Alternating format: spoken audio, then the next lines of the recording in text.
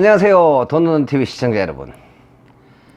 한일 무역 분쟁으로 온 나라가 시끌시끌거리고 미중 무역 분쟁으로도 전 세계가 뒤숭숭한 작금의 상황에서 우리에게 당면한 문제, 일본을 이기려면 우리가 어떻게 해야만 할 것인가에 대한 이야기를 해드릴까 합니다.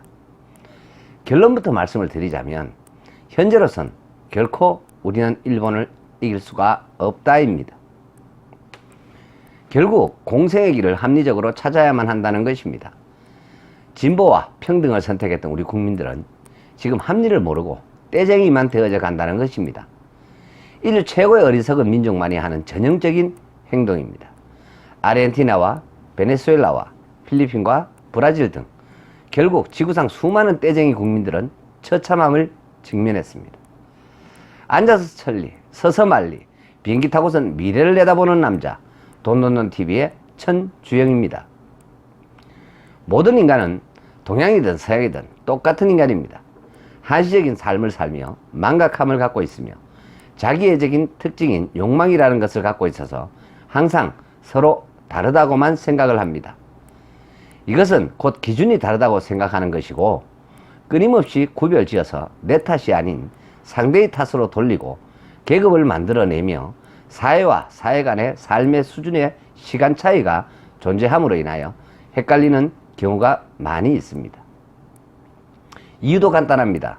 각자가 처한 시대적인 환경의 차이가 있기 때문입니다. 결국 태어나서 죽을 때까지 모든 인간은 길들여지는 과정을 겪게 됩니다. 이렇게 길들여지는 과정은 교육이라는 이름으로 지금까지 유구한 역사 속에서 끊임없이 이어져 왔습니다. 이러한 공동체 속에는 오랜 세월을 함께 해옴을 통해서 어느새 각자 자신들도 모르게 특징의 공통점을 갖게 됩니다. 이것을 흔히들 국민성이라고들 합니다. 세계적인 경쟁력을 가진 국민성은 과연 역사 속에서 어떠했을까요? 똑같은 인간인데 왜 엄청난 차이가 났을까요? 궁극적으로는 별로 차이가 없다고 생각을 합니다만, 하지만 그들의 선택과 집중은 엄청난 현재의 결과를 낳았습니다. 인류사를 보면 공교롭게도 세계의 중심이 되고 그 시대를 지배했거나 이끌었던 민족과 나라들의 공통점이 있었다면 그것은 그들이 하나님의 말씀을 만났으며 하나님의 말씀에 순종하였으며 복음으로 그들의 통치 이념과 모든 법질서의 기준을 성경에다 두었었다는 특징을 갖고 있습니다. 그런데 딱 두 나라만 아주 짧은 시간이었지만 세계사 속에서 중심으로 나왔었던 나라가 있었습니다. 그 한 나라는 내륙을 본거지로 한 몽고였으며 그 한 나라는 바로 섬나라인 일본이라는 나라입니다. 돈돈돈TV 시청자 여러분, 이 두 나라가 세계 중심으로 나올 수 있었던 이유를 오직 저희 관점에서 분석을 해드리고자 합니다. 공교롭게도 몽고는 바다가 없었으며 일본은 대륙이 없었습니다. 다시 말해서 어찌 보면 아주 간단한 이유가 그들을 세계 중심에 한때나마 서게 했었다고 저는 생각을 합니다. 바로 우리들에겐 둘 다 있는 것이니 우리에겐 전혀 아쉬움이 없는 부분이기도 합니다. 그들의 중심에는 복음도 없었고 오직 원초적인 본능인 바다가 필요했으며 하나는 대륙이 필요했습니다. 두 나라의 특징도 똑같습니다. 바로 바다와 대륙에 대한 갈급이 오랜 세월 그들의 삶 속에 자리를 잡았다는 것입니다. 하나는 바다가 갈급했으며 하나는 대륙이 갈급했습니다. 온갖 지진과 화산으로 흔들어대는 불안에서 해방되고자 하는 갈망으로 그들은 오랜 세월 정복 충만을 키워왔던 것입니다. 그것도 아주 오랜 세월을 키워왔습니다. 그 연습 대상지가 바로 침탈과 노략질의 대상이었던 우리나라였었고 그들 내부의 통일을 위한 오랜 전쟁이었었죠. 몽골은 또 어땠을까요? 바람 많고 바람 없고 기름진 옥토와 넘치는 해산물과 깨끗하고 넘치는 물과 다양한 과일과 채소가 갈급했을 것입니다. 아무튼 결국 가장 기본적인 인간의 욕구가 오랜 세월 그들의 삶 속에 약속이나 한 것처럼 점철이 되어 왔었다는 것입니다.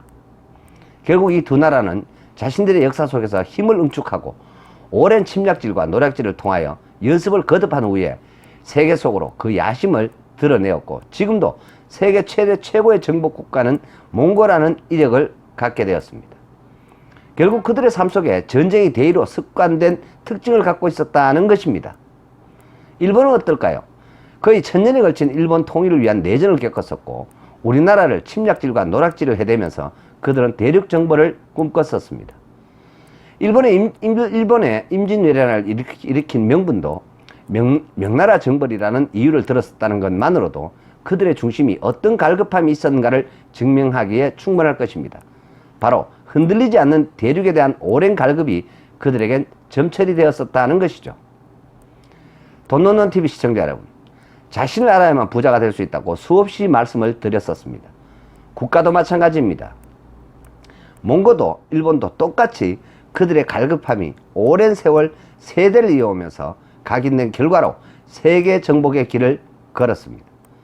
그런데 우리나라는 어떨까요? 우리에겐 그 갈급함이 있었을까요? 정말 오랜 세월을 우리는 대륙을 갈급해 했으며 다른 나라를 정복해야만 살 길이 생긴다는 뿌리 깊은 각인이 우리에겐 존재를 하였을까요? 전혀 없었습니다. 이유도 간단합니다. 아쉬운 것이 전혀 없었기 때문입니다. 자족하고 바르게 예의나 따지면서 과거에나 집중하는 유교 문화를 받아들이고 토속신앙과 개개의 욕망과 결탁된 일신주의의 아니라고 방만한 불교를 받아들임으로써 우리의 잠재의식이든 우리의 그 어떤 것에서도 우리는 그러한 갈급함이라고는 전혀 갖고 있지를 않다는 것입니다. 오랜 역사의 시간을 사대로서 영위를 하였다는 것입니다. 이것이 바로 우리들 자신이라는 것입니다. 지금 현재도 우리는 변함없이 똑같습니다. 이러한 역사의 여정이 이어지면서 우리는 자연스럽게 대의가 없어졌으며 배신을 일삼거나 부끄러움을 쉽게 잊어버리고 발전지향과 도전에 대해서는 오히려 반동의 거부감이 일상으로 우리 국민성 속에 자리를 잡아버렸다는 것입니다. 이것이 제가 직접 만나고 분석한 우리나라 국민 200만 명의 삶이었다는 것입니다. 가까운 동남아의 수많은 나라들도 유럽의 식민지로 오랫동안 지배를 받았던 나라들을 한번 보십시오. 그들은 왜 식민지가 되었을까요? 이유도 간단합니다. 갈급이 없었다는 것입니다. 원칙과 기준도 없었고 자신의 일신에만 귀속한 불교를 받아들였던 나라이거나 불교가 태동한 나라였다는 것입니다. 결국 불교는 갈급을 망각시키는 국민성의 근원을 만드는 영적인 저주의 산물이라는 것입니다. 바로 안일주의와 한탕주의와 나태함이 자리잡게 되었었다는 것입니다. 게다가 그들의 환경은 지천에 나가면 온갖 밀림에는 먹을 것이 넘쳐났었고 한 해에 3번씩 벼농사를 지을 수가 있으며 물엔 고기가 넘쳐나고 주변엔 여자들이 들로 산으로 넘쳐나고 이러한 나라의 국민들이 무슨 이유로 갈급함이 생길 수가 있었겠습니까? 결국 이러한 안일함과 불교의 발상은 그들을 수백 년간 식민지로서도 자족하면서 살게 하였었다는 것입니다. 지금도 동남아를 가보면 그들의 국민의식 속에는 전혀 그런 의미를 가슴 깊이 갖고 있지 않습니다.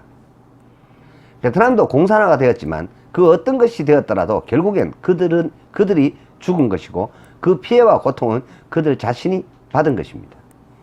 아직도 그 아픔의 잔상들은 여전히 남아서 그들의 의식 속에 남아있을 뿐입니다. 그러나 또다시 시간이 오래가지 않아서 그들은 또 망가갈 것입니다. 이유도 간단합니다. 갈급함이 없고 기준과 원칙이라는 것이 전혀 없기 때문입니다. 바로 우리와 동일함이 여기에 있습니다. 돈 노는 TV 시청자 여러분, 아마도 그 누구도 30여 년간을 우리나라 국민을 직접 만나고 데이트화하고 연구하고 분석한 사람은 없을 것입니다. 저는 언젠가는 우리를 알기 위해서 이것을 정말로 오랜 세월 준비하고 연구를 하였습니다. 과연 우리는 누구일까요? 우리 자신이 바라보는 우리나라가 아니라 관조적인 관점에서 세계 속에서 대한민국 사람들은 어떤 사람인가를 알고 싶었습니다. 돈 놓는 TV 시청자 여러분, 한일 무역 분쟁은 어차피 한일 간의 오랜 역사 속에서부터 시작된 갈등의 또 다른 모습은 새로운 국면의 새 장을 열기 시작을 하였습니다.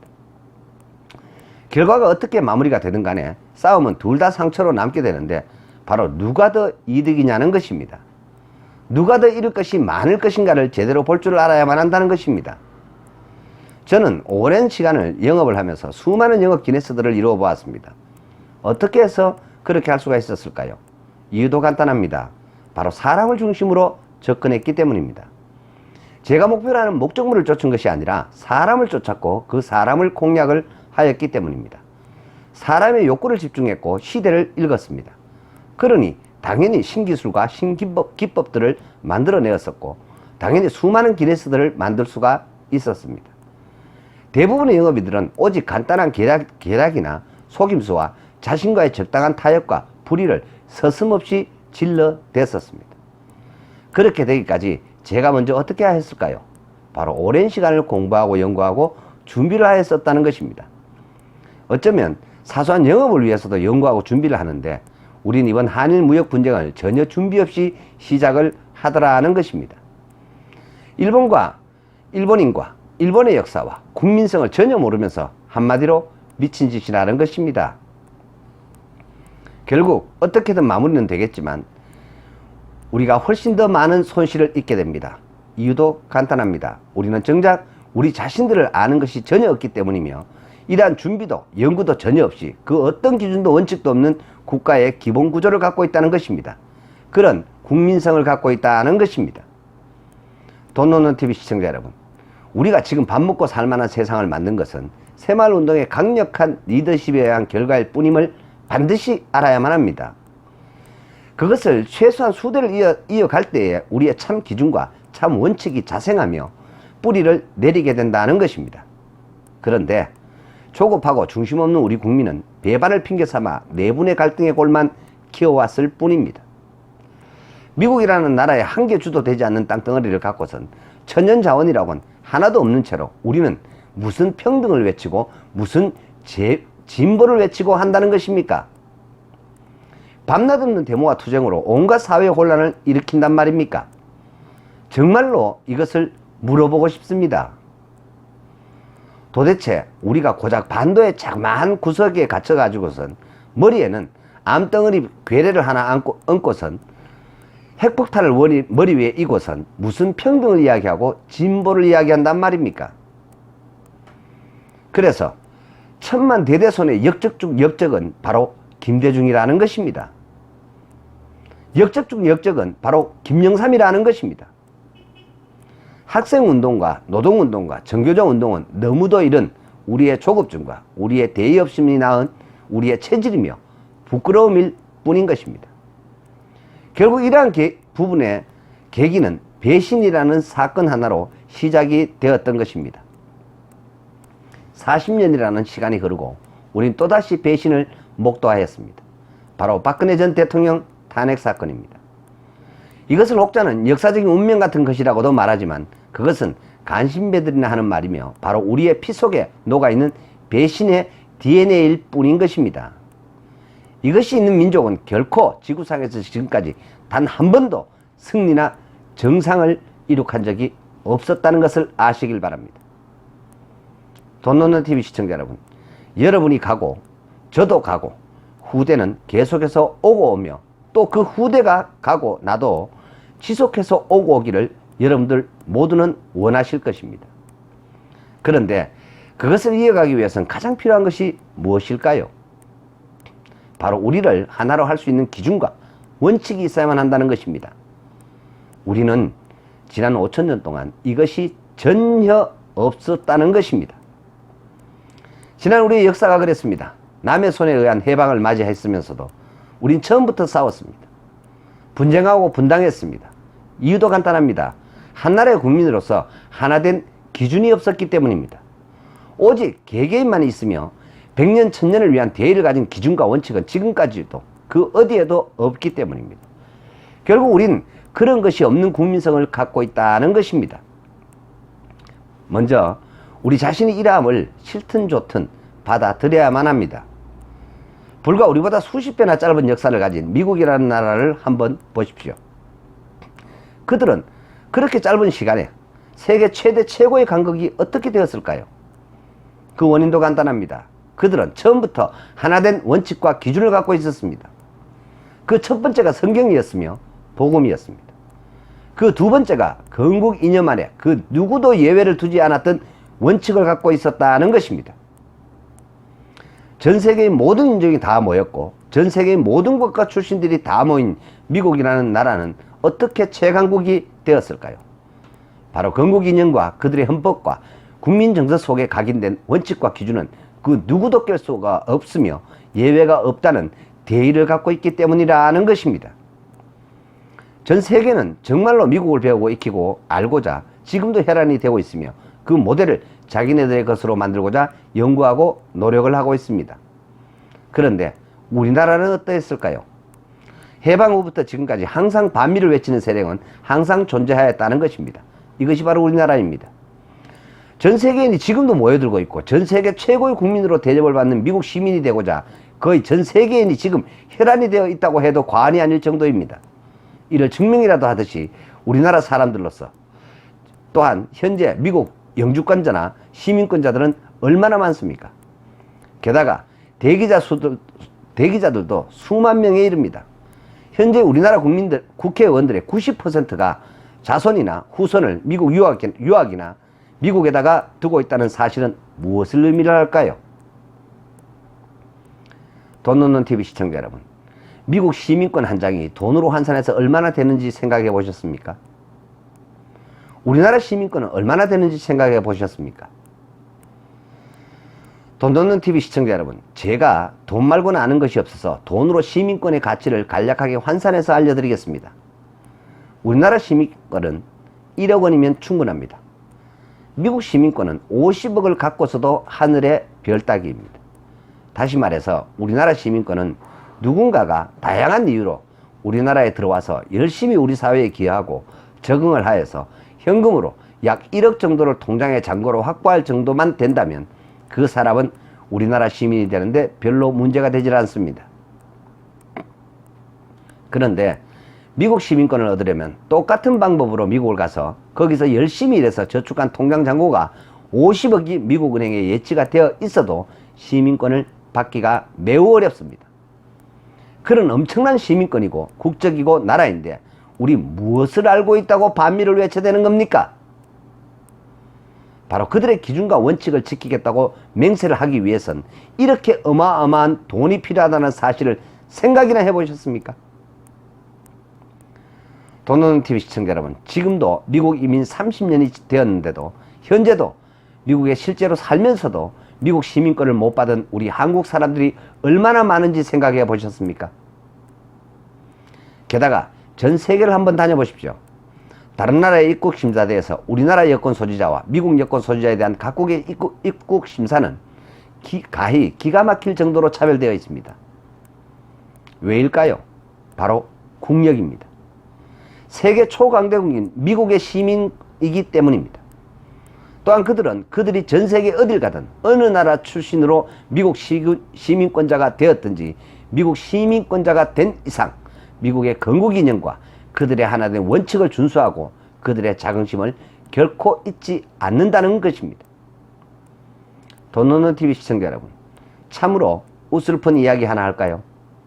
다들 아시겠지만 한국인은 한 사람 한 사람은 두렵다고 합니다. 하지만 둘만 모이면 절대로 두렵지 않다고 합니다. 이유가 뭔지 아십니까? 서로 물고 뜯기 때문입니다. 이것이 바로 한국인입니다. 실제로 미국과 다른 선진국의 우리나라 사람들의 이민사회를 들어가 보았더니 참으로 슬프게도 먼저 정착한 한국인들이 뒤늦게 들어온 한국인을 이용해서 살아가는 삶이 태반 이상 거의 대부분 너무나 많았었습니다. 이것은 제가 그들의 삶 속에 직접 들어가서 상담하고 만났었고 수많은 사례들에서 언제나 나오는 공통점의 이야기였습니다. 한마디로 대의 없고 원칙도 없고 그날 벌어서 그날 정리하는 전혀 미래지향적이지 않는 자신위주의 조급함과 사대관과 국민성이 그대로 나타난 결과였다는 것입니다. 돈 놓는 TV 시청자 여러분, 혹시나 여러분들이 미국 이민을 생각하고 계시다면 반드시 다소 고생이 되더라도 한국 사람들이 별로 없는 시골 도시로 가시기를 권고드립니다. 한국 사람들이 많은 미국 서부 샌프란시스코나 로스앤젤레스나 휴스턴이나 뉴욕이나 뉴욕 근처의 뉴저지 등으로 이민을 가신다면 한국 사람들에게 사기를 당하는 일을 가장 조심하시기를 당부드립니다. 제가 상담한 90%의 이민자나 현재 영주권 신청 중인 한국인들 대부분이 겪었다는 슬픈 스토리가 바로 한국 사람들로부터 사기를 당하였다는 것입니다. 참으로 안타까운 우리들의 모습인 것입니다. 그래서 저는 오랜 연구와 경험을 발판 삼아서 이제는 우리가 새마을 운동을 해서 경제는 여기까지 왔으므로 지금부터 처음부터 새로운 영역인 새 정신운동이 필요하다고 생각을 합니다. 바로 이 부분은 처음부터 새롭게 시작한다는 각오로 우리의 정신을 세우고 우리의 원칙을 세우고 우리의 대의를 세워서 오고 오는 후대에 그 누구도 예외가 될 수 없는 하나된 원칙이 세워져야만 합니다. 이것이 되어질 때 우리는 바로 일본을 이길 수가 있습니다. 싸울 수도 있습니다. 이것이 바로 신보수인 것입니다. 우리는 지금까지 5,000년 역사 동안 단 한 번도 그 누구도 예외가 없는 원칙을 가져본 적이 없었습니다.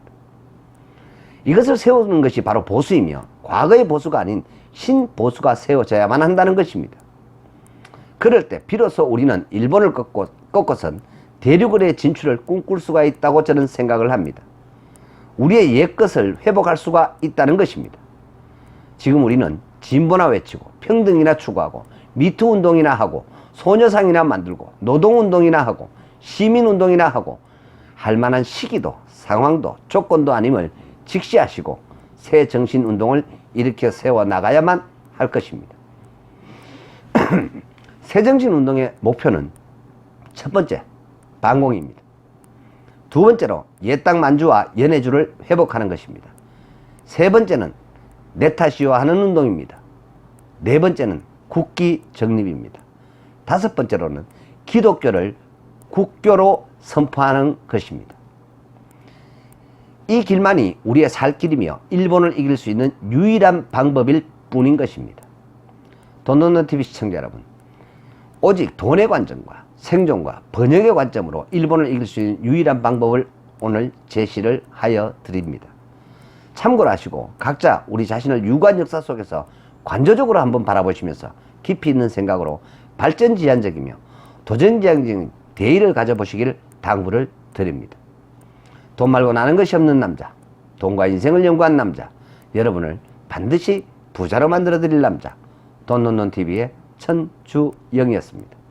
오늘도 끝까지 시청해 주셔서 대단히 감사합니다.